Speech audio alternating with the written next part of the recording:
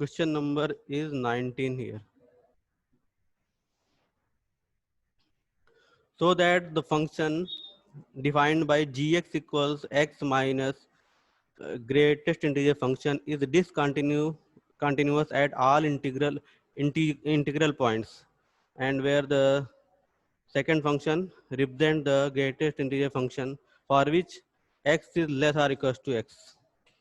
मतलब कोई function gx के फॉर्म में है और उसको इस तरह से डिफाइन कर रहा है, मतलब वो ऐसा है x minus this greatest integer function, and the question is telling to us that this function become discontinue at all integral points.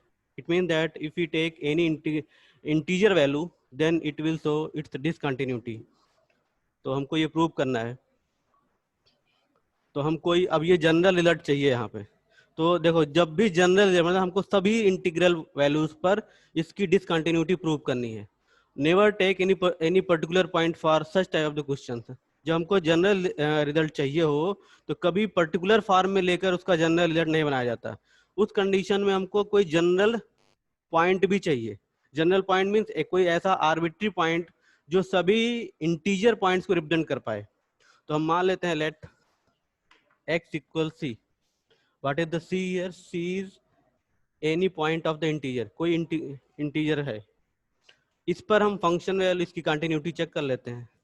तो what we have to do here, we have to check value of the function at this point, that is c minus. हमको पता है कि integer values पर as 2 we will get the range 2, 3 as 3. So it is also integer value. So at c we will get c, क्योंकि ये क्या है, ये भी इंटीजर है. जैसे 2 की रेंज क्या मिलेगी, 2 मिलेगी, 3 की रेंज 3 मिलेगी, c की रेंज इसी तरह से c मिलेगी. तो c minus c it become 0 here. तो इस फंक्शन वैल्यू क्या हो गई, 0. If we talk about the left hand limit, c negative direction, what is the function here, x minus this at left hand side, at distance h, it becomes x minus c minus h, c minus h, and it is also c minus h, and limit will tend h tends to 0 here.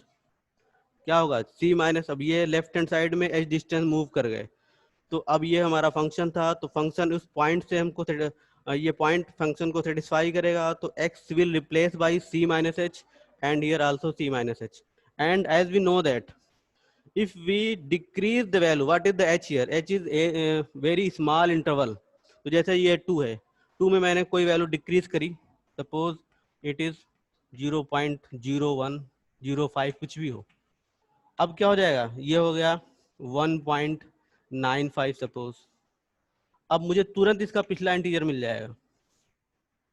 मतलब अब 2 से value अगर ऐसा लिखा हुआ है तो अब इंटीजर क्या मिलेगा, 2 से पिछला इंटीजर मिलेगा, कौन सा, 1 मिलेगा. इसी तरह से अब यहाँ पर हम वैल्यू नहीं रखेंगे. वैल्यू रखने के पहले, मैं पहले इस तरह क्वेश्चनों की बात कर चुका हूँ कि जब यहाँ पर ये नहीं कि हम वैल्यू रखने जा रहे हैं तब देखेंगे. अब इसको जो वैल्यू रखेंगे, रखने के पहले ही ये किस में कन्वर्ट हो जाएगा, अपनी रेंज में कन्वर्ट होगा. और रेंज क्या होगी, that will be less than this value. ये c से कम हो जाएगी. c से कम होगी तो कौन सी हो जाएगी, c माइनस 1 हो जाएगी. तो अब जैसे ये किस में कन्वर्ट हो गया, it is limit h tends to 0, c minus h, and this part, this can be written as c minus 1. जहां if but हो प्लीज बोल देना. देखो limit h tends to 0, it is c minus h minus c plus 1. c and c cancel each other, so limit h tends to 0, it is 1 minus h, and after placing the value of h, because h is tending to 0, it becomes 1. So left hand limit is 1 here, and we can say that, we can see here function value is not equal to left hand limit. So here it is showing its discontinuity. यहीं से discontinuity show कर रहा है क्योंकि तीनों values equal होनी चाहिए। तो चाहो तो राइट हैंड लिमिट निकालो, चाहे मत निकालो, बहरहाल निकाल भी लेते हैं। चलो क्या होगा, limit x tends to c pass to direction x minus this, it is limit h tends to 0 c plus h minus c plus h।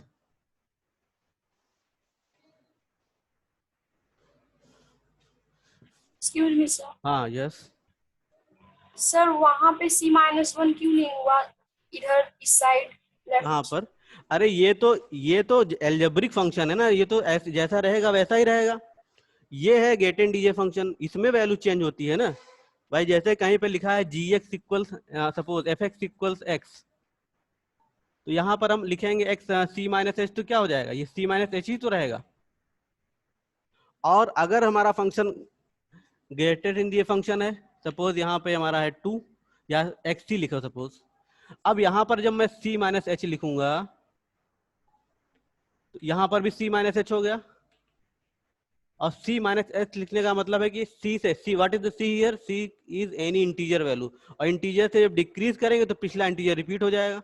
ये क्या हो जाएगा, c माइनस 1 बन जाएगा। ये तो पहला वाला तो एल्जेब्रिक फंक्शन है ना, ये तो एज इट इज रहेगा, जैसा लिखोगे वैसा बन जाएगा। लेकिन ये क्या है, ये ग्रेटेस्ट इंटीजर फंक्शन है और ये अपनी पिछली इंटीजर वैल्यू को एक्सेप्ट कर लेता है। अगर हम इंटीजर से वैल्यू डिक्रीज करते हैं, उस इंटीजर से वैल्यू डिक्रीज करोगे तो पिछला इंटीजर आ जाएगा, उस इंटीजर से वैल्यू इंक्रीज करोगे तो वही इंटीजर मिलेगा। स्मॉल वैल्यू अगर हम इंक्रीज और डिक्रीज करते हैं तो क्या होगा, पिछला इंटीजर, जैसे यहाँ पे मैंने क्या किया, व्हाट इज एच मतलब बहुत ही छोटी वैल्यू, सी से मैंने एच डिक्रीज की तो सी माइनस 1 हो गया। सी प्लस एच लिखते हैं तो यही इंटीजर फिर से रिपीट, सी आ जाता है यहाँ पर। जैसे 2 है, 2 में हमने 0.5 ऐड कर दिया तो 2 ही मिलेगा। 2 में 0 पॉइंट सब्सट्रैक्ट कर दिया तो पिछला इंटीजर रिपीट आ जाएगा, रेंज दैट विल बी 1 हो जाएगा। Yes sir. अब देखो इसकी राइट हैंड लिमिट, जैसे मैं यहाँ पे बात कर रहा था, ये एज इट इज रह गया, ये हो गया c प्लस एच, और पिछले वाले में ये c बन जाएगा, माइनस में c, limit h tends to 0, सभी के लिए, दोनों के लिए है ये। अब देखो ये हो गया limit h tends to 0, c से c cancel out, it is h here, ये h है, और after placing the value it become 0, ये 0 हो जाएगा। And as we see here, right hand limit and function value are same, but left hand limit is not same here. So for all integral values, अब ये जो result है वो सभी integral values को रिप्रेजेंट करेगा। लेफ्ट फंक्शन वैल्यू ऐसा लिख सकते हैं, left hand limit equals right hand limit equals function value, तो यहाँ पे ये अनइक्वल हो गया। लेफ्ट और राइट हैंड लिमिट इक्वल नहीं है, राइट हैंड लिमिट और फंक्शन वैल्यू इक्वल हो जा रही है, but it is not showing continuity, so it is not continuous at all integral values।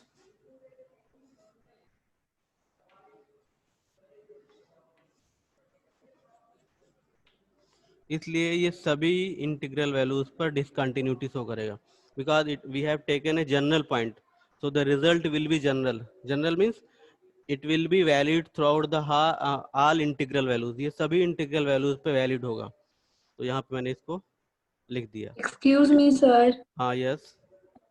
Sir वहाँ पे जो लिमिट लिए हैं राइट हैंड लिमिट, सर हाँ वहाँ पे c और C+1 नहीं लिख सकते हैं जैसे वहाँ पे लेफ्ट हैंड लिमिट में तो लिखे थे? यार c+1 कैसे लिखोगे, देखो जैसे मान लेते हैं, जैसे हमारा ये c, what is the c है, मान लेते हैं कोई हम पॉइंट अपने दिमाग में एज्यूम कर लो, कोई इंटीग्रल पॉइंट मान लो, सपोज 3 मैंने एज्यूम कर लिया।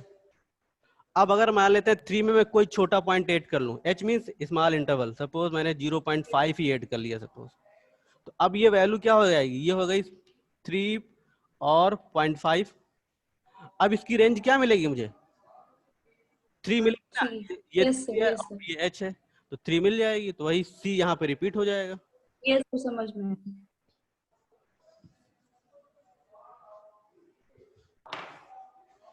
Question number 20,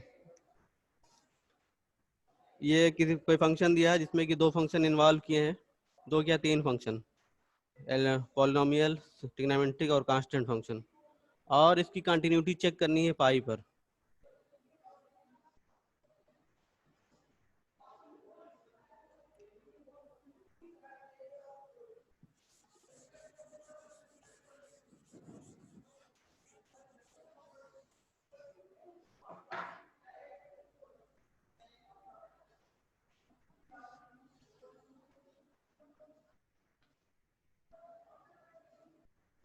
F x equals x square minus sine x plus 5, इसको पाई पर चेक करना है एट एक्स इक्वल्स पाई, तो f pi equals pi square minus sine pi plus 5। As we know that sine pi will be zero here, sine pi की value zero होती है, तो pi square plus 5, it is the function value at pi. Left hand limit x tends to pi negative direction, x square minus sine x plus 5, तो limit h tends to zero pi minus h whole square sine pi minus H and plus 5। अब यहाँ पर नहीं add करेंगे, जहाँ पे variable होगा वहीं पे ये रिप्लेस होगी वैल्यू। अब देखो यहाँ पर हमको पता है साइन पाई माइनस थीटा क्या होता है, दैट इज साइन थीटा, तो इसको हम लिख सकते हैं limit h tends to zero, ये इसको एज इट इज एक स्टेप और ऐसा लिख दिया, साइन पाई माइनस थीटा ये हो जाता है साइन थीटा, तो थीटा जहाँ क्या होगा एच, तो माइनस साइन एच और प्लस में 5, यहाँ पे वैल्यू प्लेस कर दी एच की,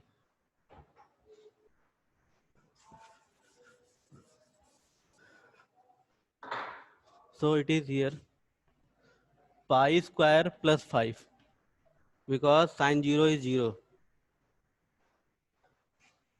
for right hand limit, limit h x tends to pi negative direction, positive direction, और function is here x square minus sine x plus 5,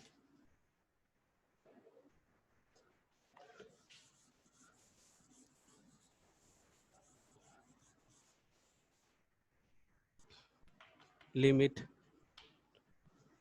H tends to zero pi plus h whole square sine pi plus h plus 5,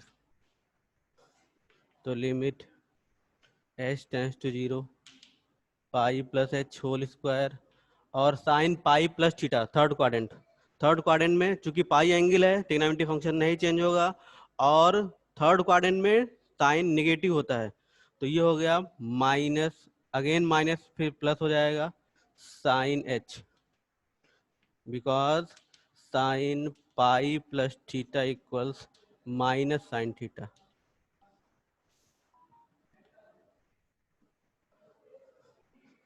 अब यहाँ पे H की value place कर दें, तो यहाँ भी प्लेस करेंगे, ये जीरो बन जाए, पाई स्क्वायर हो जाएगा, sine zero that will be zero plus 5, तो pi square plus 5। We can see here left hand limit, right hand limit and function value, all the three are equal, so we can say that the function is continuous at this particular point, इस पाई point पे function continuous है।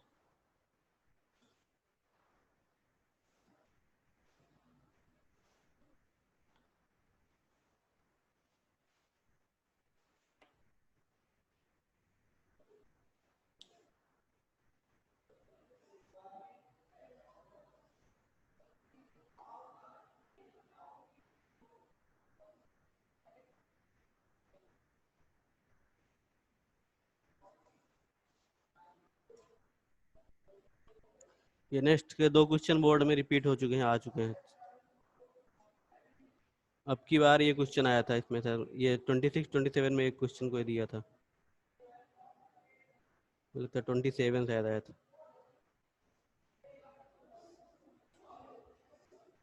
तो 21 क्या है, 21 में trigonometry function दिए हैं और उनकी कंटिन्यूटी फाइंड प्रूव करनी है रियल नंबर पर। तो पहला जैसे फंक्शन है, दो फंक्शन का एडिशन है, दूसरा सब्ट्रैक्शन है, तीसरा मल्टीप्लिकेशन है। तो we will use the algebra of continuity here.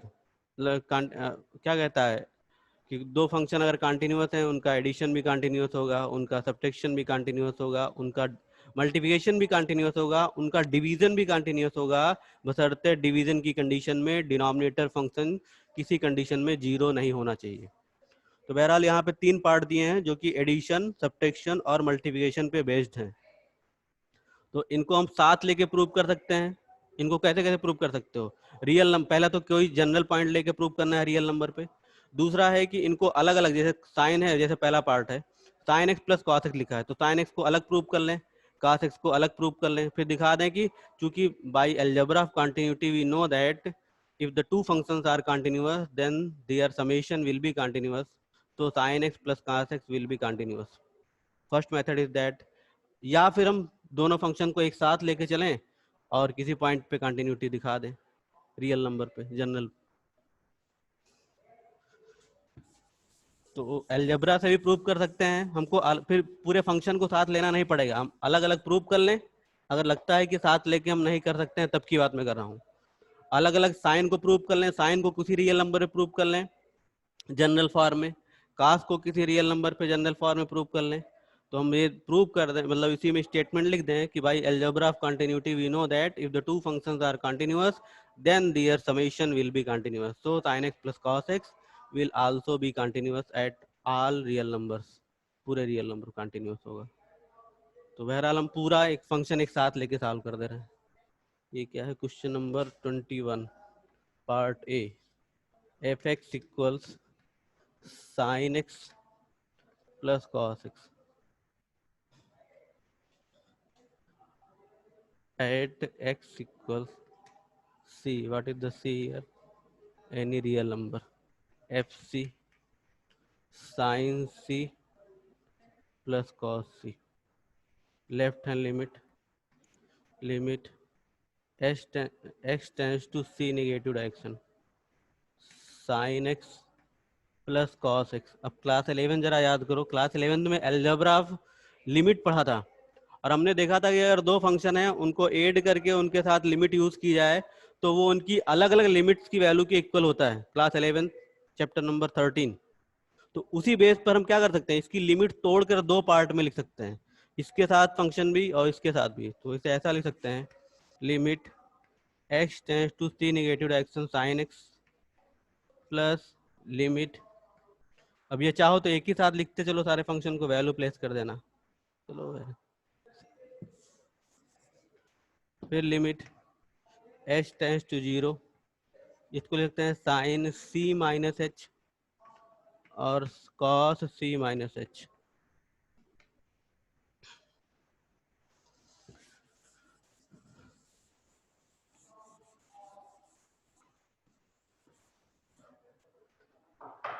यहाँ पर h को जीरो टेंड कराया, sine c plus cos c हो जाएगा।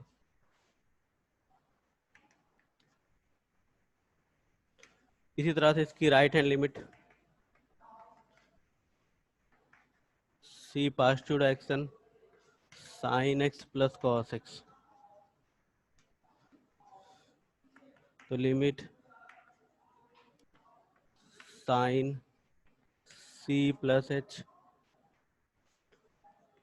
Cos c plus h, value place की sine c plus cos c, and we can see here left hand limit, right hand limit and function value on any arbitrary point is same, so it is continuous at all c belong to r, सभी real numbers पे continuous होगा। इसी तरह से इसका second part कर सकते हो। देखो थर्ड पार्ट में अगर हम चाहें तो इसको दो अलग अलग फंक्शन बना के सॉल्व कर सकते हैं, या हमारे पास फार्मूला भी है कि हम इसको सिंगल फंक्शन बना सकते हैं। कैसे? इसमें 2 से डिवाइड 2 से मल्टीप्लाई कर लो तो ये हो जाएगा, ऊपर न्यूमिनेटर क्या हो जाएगा, 2 sine x into cos x, that is sine 2x, और मल्टीप्लाइड विद 1/2। तो sine 2x is the single function, इस पे प्रूव कर सकते हो। या अलग अलग दोनों फंक्शन निकाल लो साइन एक्स कॉस एक्स को, और फिर दिखा दो कि multiplication as the two function continuous functions are multiplied here, so their multiplication will be also continuous by the rule of algebra of continuity, जिसका थर्ड पार्ट हम कर दे रहे हैं। और कैसे करेंगे इसको, सिंगल फंक्शन बना के कर दे रहे हैं। Sine x into cos x,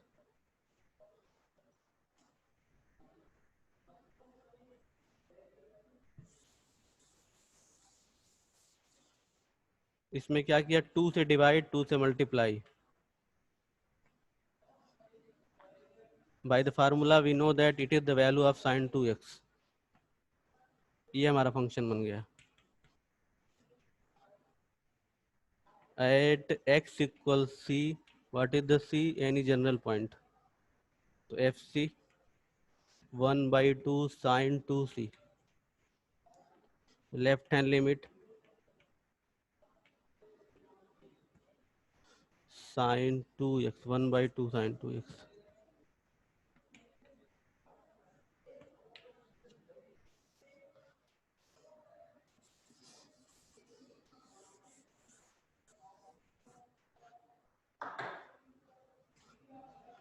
so left hand limit equals limit h tends to 0, 1/2 sin 2c minus h, and placing the value of h here, it is 1/2 sin 2c.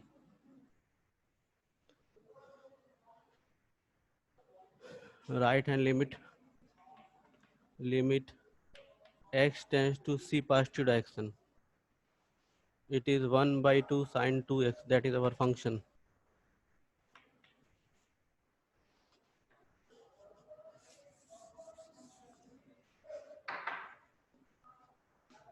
So limit h tends to 0, 1/2 sin 2c plus h, and after placing value of h, it also becomes 1/2 sin 2c. And we can see here left hand limit, right hand limit, and function value. So it is continuous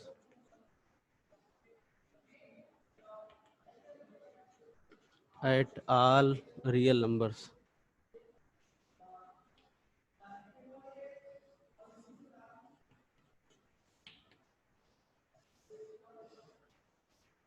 अच्छा, x लिख सकते हो, all x belong to R, पूरे real number.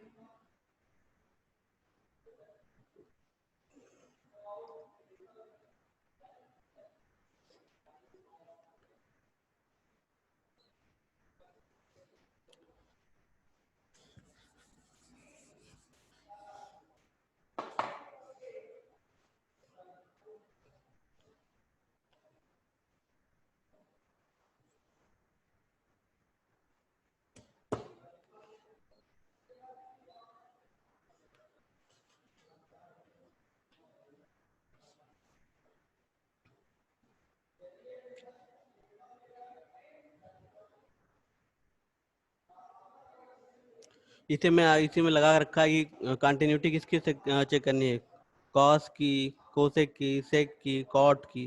तो सबको क्या करेंगे, सबको रियल नंबर्स पे चेक कर लेंगे, मतलब जनरल पॉइंट लेकर इसको, इसकी कंटिन्यूटी चेक कर लेंगे सारे ट्रिग्नोमेट्री फंक्शंस की। क्वेश्चन नंबर 20 पे हम आ रहे हैं। Find all points of discontinuity for this function. Function is given in this form, f(x) equals sin x by x and x plus 1. It is here if x is less than 0, if x is greater or equal to 0.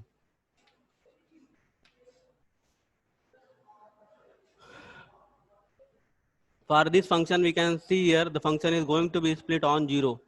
इस 0 पर split कर रहा है, 0 के पहले 0 तक कोई दूसरा फंक्शन है, ये 0 के पहले तक ये फंक्शन है, 0 या 0 के बाद ये फंक्शन है, मतलब 0 इज अवर ब्रेकिंग पॉइंट. तो we will check its continuity on 0. हम इसकी 0 पे कंटिन्यूटी चेक कर लेते हैं.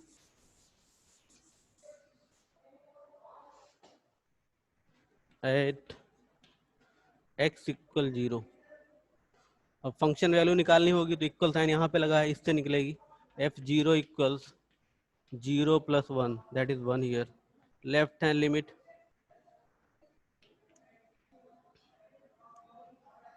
0 नेगेटिव डायरेक्शन, और हमको नेगेटिव डायरेक्शन के लिए फंक्शन ये यूज करना पड़ेगा. क्यों?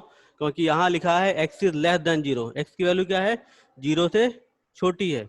तो जब 0 से छोटी होगी तो इस फंक्शन को यूज करना पड़ेगा sin x अपान x को, क्योंकि वो तभी वैलिड है जबकि हम 0 से छोटी वैल्यू ले रहे हैं. अब limit h tends to 0, in place of x we will place 0 - h upon 0 - h.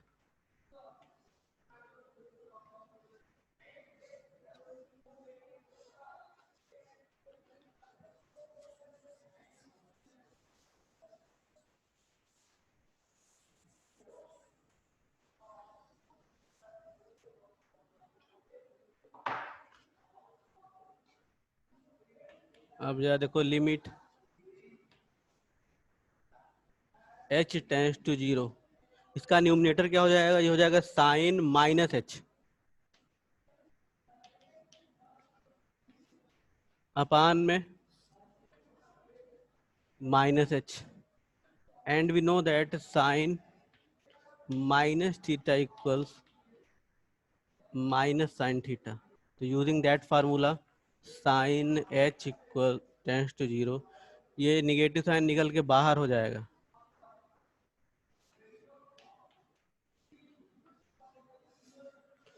So it is limit h tends to 0 sin h upon h.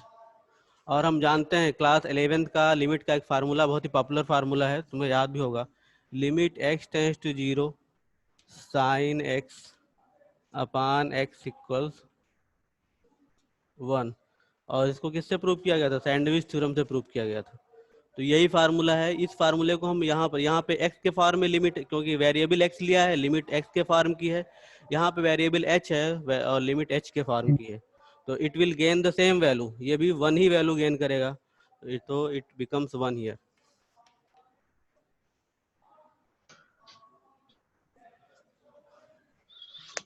Again the right hand limits in the same way. Limit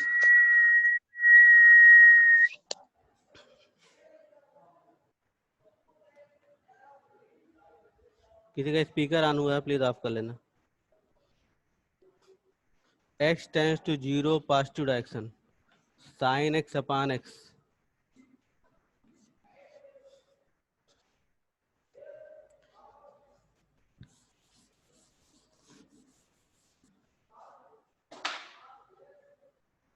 So it is limit h tends to 0 sin 0 + h अपान में 0 + h. तो ये तो आसानी दिख रहा है. तो ये हो जाएगा क्या? लिमिट h टेंड्स टू 0, इसमें तो sin h upon h, in the same way it is also 1 by that limit formula, इस लिमिट फार्मूले से.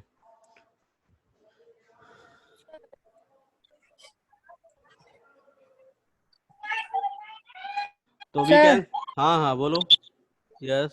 राइट हैंड लिमिट के लिए x + 1 लेंगे ना? x + 1?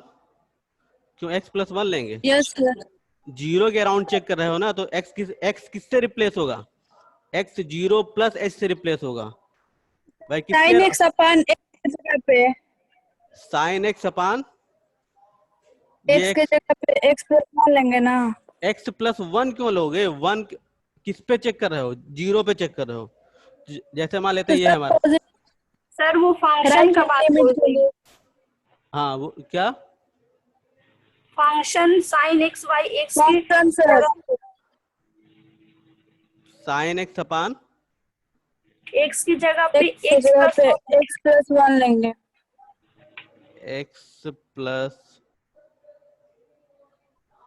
और वो sir right hand function limit हाँ राइट हैंड लिमिट में क्या यहाँ पर क्या बोला, यहाँ पे x+1 लेंगे।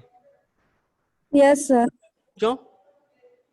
फंक्शन तो हमारा यही है, साइन एक्स अपान एक्स ही है ना, तो एक्स, अच्छा सॉरी, ओके, ये फंक्शन ही मैंने गलत नोट कर दिया, x+1 ही है यहाँ पे।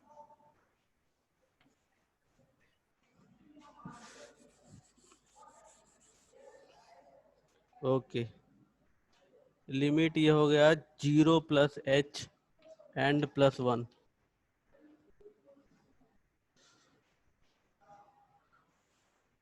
एक्स को रिप्लेस किया, ये हमने फंक्शन ध्यान नहीं दिया, हमें सोचा कि लेफ्ट और राइट लिमिट सेम ही फंक्शन है, तो यहाँ पे इससे निकालेंगे क्योंकि 0 से बड़ी वैल्यूज के लिए फंक्शन ये यूज हो रहा है वहाँ पे। तो x को रिप्लेस किया 0 + h से, और +1 ऑलरेडी है ही हमारा।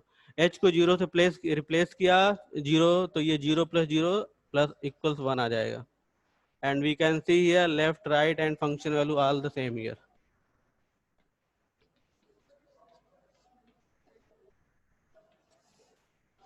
So there is no point of discontinuity.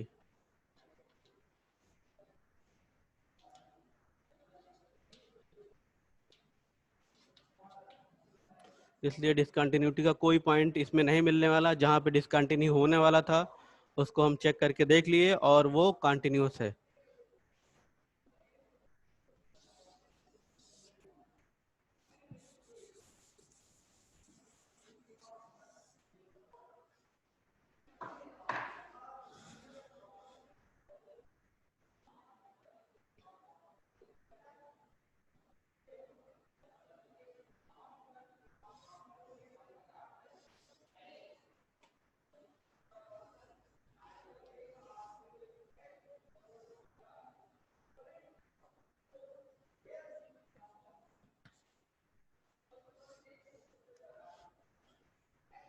Question number 24 में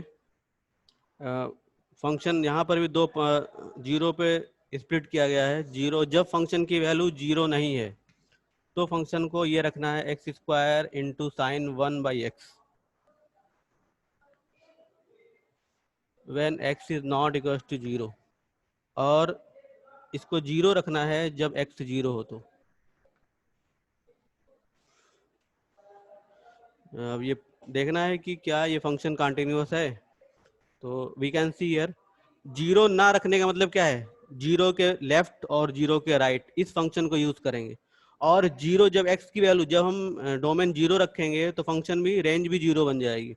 लेकिन जब 0 नहीं रखेंगे तो इस फंक्शन को लेकर लेफ्ट और राइट, लेफ्ट साइड में 0 के पहले पूरी, 0 के लेफ्ट साइड में अप टू -∞ ये फंक्शन होगा, और 0 के बाद अप टू +∞ ये फंक्शन यूज करेंगे। इसका मतलब 0 is the breaking point, 0 point हमारा ब्रेकिंग पॉइंट है। लेफ्ट हैंड लिमिट के लिए ये फंक्शन यूज करना पड़ेगा, राइट हैंड लिमिट के लिए ये फंक्शन यूज करना पड़ेगा, और फंक्शन वैल्यू निकालने के लिए इस फंक्शन को, ये यहाँ से 0 निकल आएगी। एक बार और बता दीजिए। एक्स देखो यहाँ ऊपर वाले फंक्शन में लिखा है x² × sin 1/x, और बगल में लिखा है x इज नॉट इक्वल 0। जब x 0 ना हो, तो x 0 ना होने का मतलब क्या है, ये जैसे ये 0 पॉइंट है, तो जब 0 नहीं रखोगे x, ये x एक्सिस है, तो लेफ्ट ना रखने का मतलब क्या है, इधर यहाँ पे x 0 नहीं होता है, तो इधर 0 के बाद लेफ्ट साइड में अप टू -∞ कौन सा फंक्शन यूज करोगे, ये वाला यूज करोगे, और इधर 0 को छोड़कर इधर भी यही फंक्शन यूज होगा। 0 पर वो बता रहा है जब 0 रखोगे तो f(x) मीन्स y 0 बन जाएगा। मतलब ये पॉइंट हमारा क्या है, 0 0 पॉइंट हो गया। तो 0 is the breaking point. Left hand side के लिए ये फंक्शन यूज करोगे, क्योंकि 0 से लेफ्ट मूव करेंगे तो इस फंक्शन की जरूरत पड़ेगी, राइट मूव करेंगे तो इस फंक्शन की जरूरत पड़ेगी।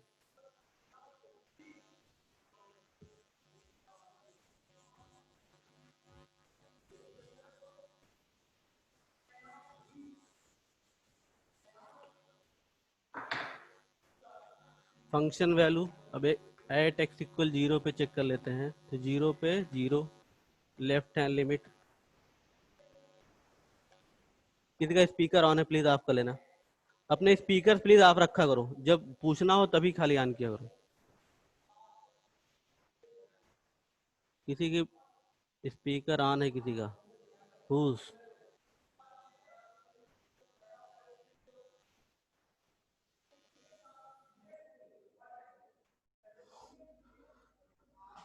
x tends to 0 negative direction, function is x square into sine 1 by x.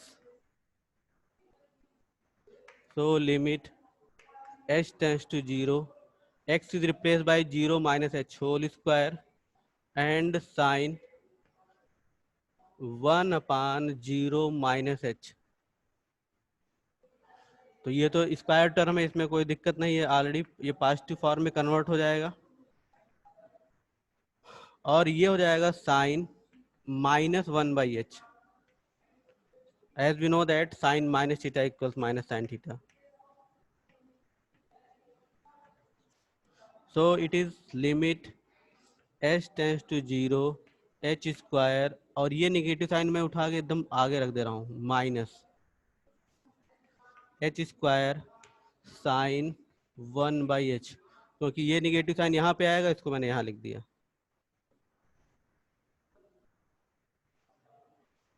अब देखो लिमिट को हम दो पार्ट में तोड़ सकते हैं, ये एक एच स्क्वायर के फॉर्म में है और निगेटिव एकदम बाहर निकाल देते हैं, ऐसा लिख सकते हैं, limit h tends to 0 h square into limit h tends to 0 sine 1 by h. अब एक दिक्कत है, ये तो कन्फर्म है 0, यहाँ रखोगे 0 बन जाएगा, लेकिन ये क्या है, यहाँ पे 1 by 0 means undefined, 1 by 0 means, और ये किसको रिप्रेजेंट कर रहा है, ये एंगल को रिप्रेजेंट कर रहा है, तो हमारा एंगल ही क्या दिख रहा है, अनडिफाइंड दिख रहा है। तो जैसे हम कोई भी एंगल मीन्स क्या होता है, डायरेक्शन, तो हमारा डायरेक्शन ही अनडिफाइंड हो गया, तो डायरेक्शन अनडिफाइंड होने का मतलब है कि ये वैल्यू ही हमारी क्या हो जाएगी, ये वैल्यू ही जिसे हम गेन ही ना कर पाए, क्योंकि x की वैल्यू अनडिफाइंड होने का मतलब क्या है, हम फंक्शन ही हमारा नहीं बन पाएगा, x का फॉर्म ही हमारा अनडिफाइंड हो गया, तो ये वैल्यू गेन नहीं कर पाएंगे। और दूसरी बात है कि साइन की एक डिफिनिट वैल्यू मिलती है, साइन की वैल्यू इनफाइनाइट कभी नहीं होती है, कहाँ तक होती है, -1 to 1 होती है। तो और दूसरी चीज है कि यहाँ पर जो ये टर्म रख दिया इसने एच स्क्वायर, तो जब h की वैल्यू हम प्लेस करेंगे तो ये 0 हो जाएगा। अब ये कुछ भी हो, डिफाइंड हो अनडिफाइंड हो, क्योंकि 0 मल्टीप्लाई होने जा रहा है, it convert the whole value into 0, ये पूरी वैल्यू को 0 में कन्वर्ट कर देगा। तो एक चीज लिखनी पड़ेगी यहाँ पर कि sine is an oscillatory function, it has the value, कुछ भी एंगल हो लेकिन इसकी वैल्यू एक डिफिनिट वैल्यू होती है, that will lies from -1 to 1 इसके लिए। और चूंकि 0 से मल्टीप्लाई कर रहे हो तो कुछ रिजल्ट तो सेम आएगा, 0 ही आएगा। as sine is an oscillatory function